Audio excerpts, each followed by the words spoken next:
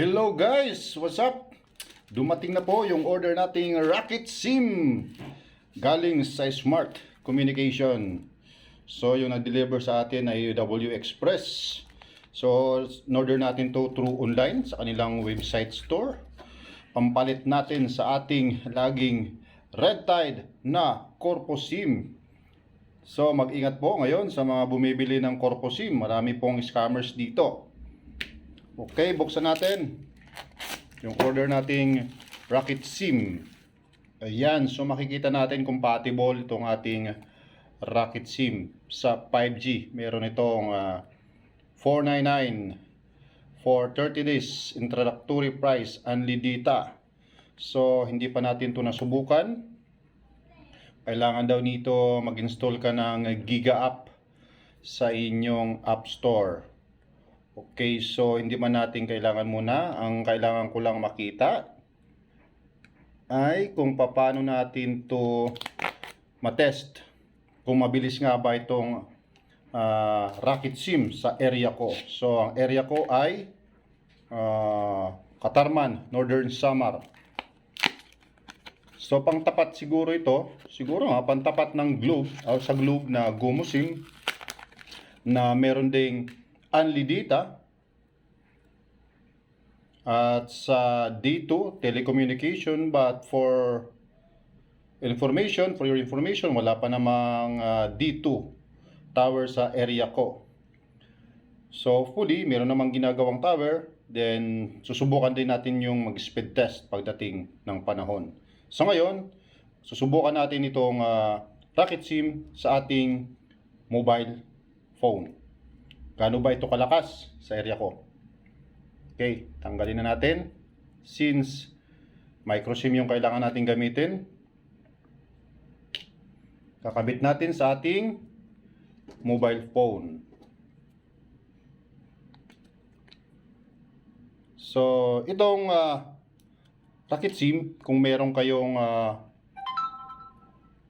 modem, prepaid modem na openline, pwede nyo tong ikabit.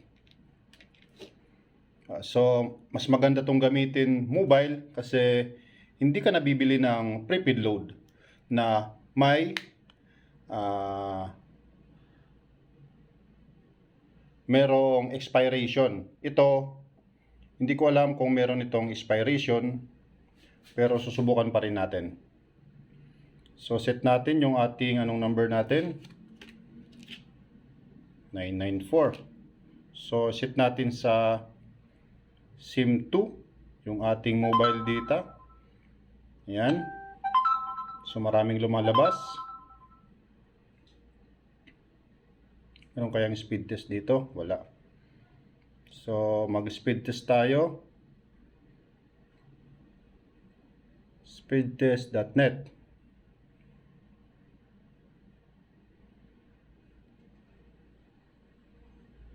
Okay.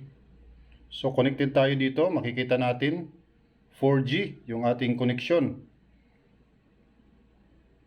Ang tagal mag-load ng aking speed test. Activated na yung ating check natin yung ating mobile data. Na-i-on na natin. Yun. So, yun. This is the moment. Malakas nga ba itong Rocket SIM sa area ko? Hindi. Speed test natin.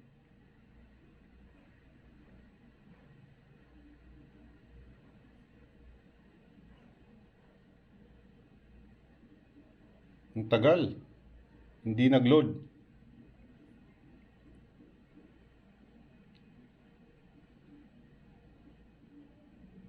Okay, 3 Mbps. 3.4.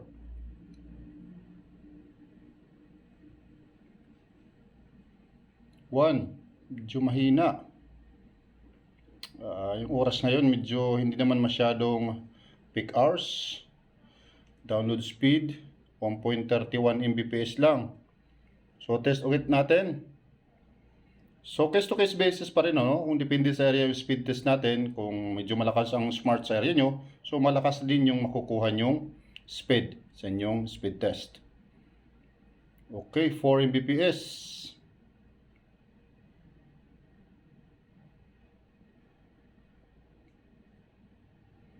1.90 lang yung nakuha natin ngayon.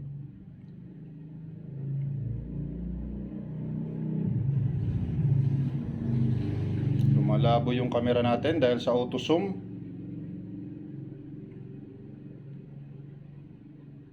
Subukan natin mag-download ng speed test. Mabilis nga ba yung kanyang download?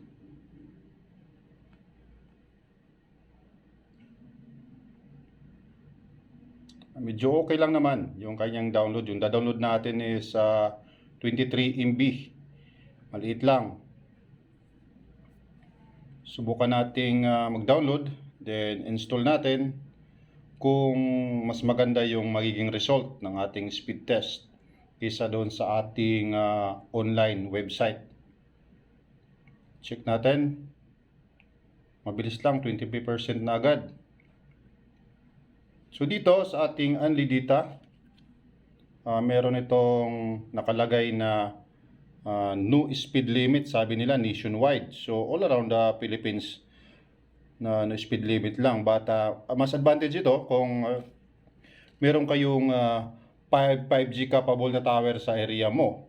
So hopefully dito sa Katarman area is nagsisimula na yung 5G, and then may mga parts na activated na yung 5G. So hindi lang lahat ng area is naabot pa ng 5G. Iwan ko lang kung bakit. But dito sa aking barangay sa aking lugar ay medyo meron ng 5G. Kaya nga lang, since bago pa lang ay pawala-wala ito. So bumabalik, nawawala, bumabalik. Check natin. Okay. Unti na lang. Sa fast.com, subukan natin mamaya kung ano yung magiging result. Open natin yung ating fast.com.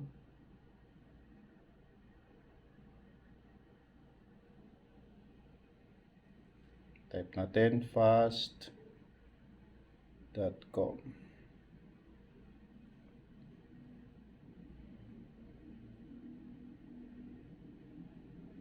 Okay.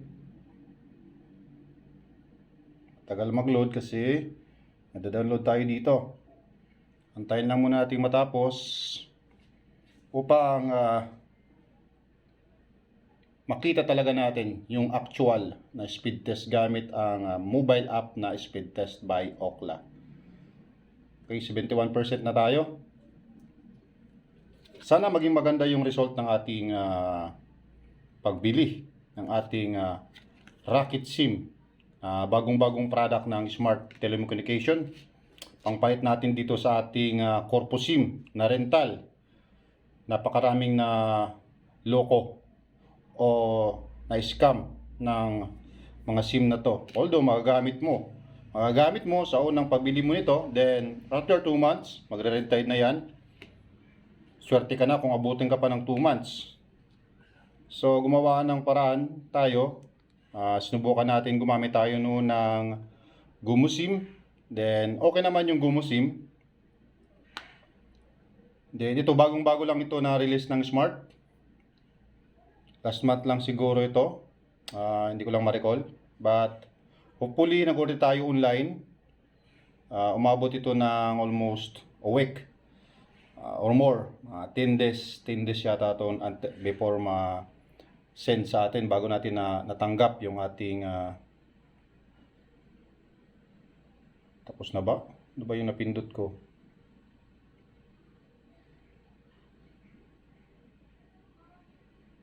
Check natin.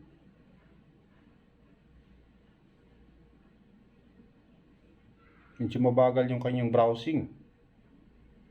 Install naman natin yung ating speed test. Wala pa.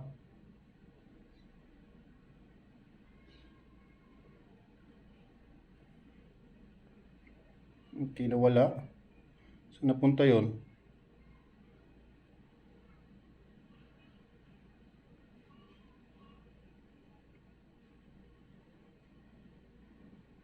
Search natin. Nung napindot ko kanina, parang nawala. Ayun. Uy, tapos na yun ah. Na-cancel ba? Oh no.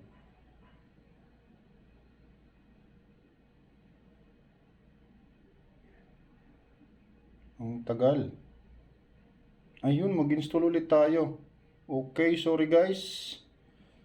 Cancel ko yata kanina.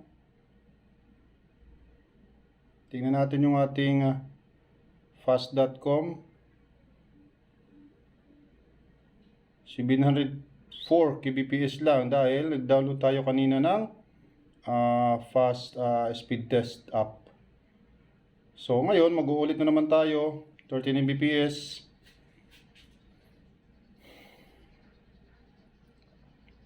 So na-cancel natin kanina, pasensya na po. Napindot ko yata yung cancel. Ayun, nag-download tayo ulit. Okay, sa mga gustong mag-order ng Rocket SIM, mag-ingat din lang po kasi marami din nagkakalat ng mga scammer online. So doon lang po kayo bumili sa mga legit.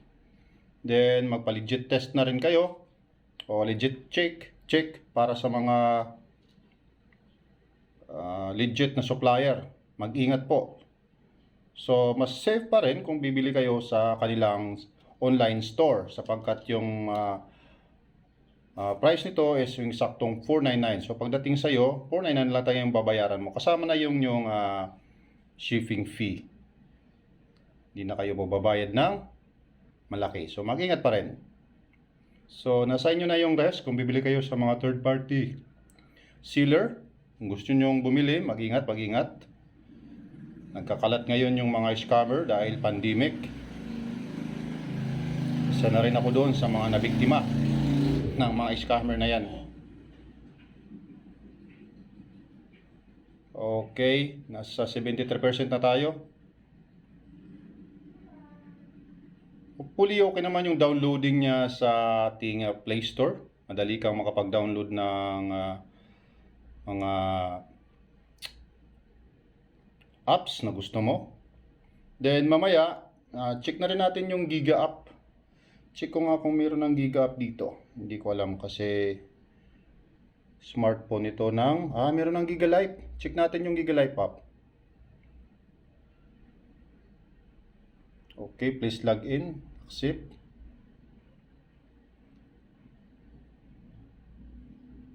Accept. Okay, close. Kailangan natin ilagay yung number. Quick view lang natin. Dito, i-register mo yung Rocket SIM mo. Yan, here's free mobile data, claim 100 MB. Free data claim. Speed test checking. Open. Next, tapos na yung ating speed test. Allow.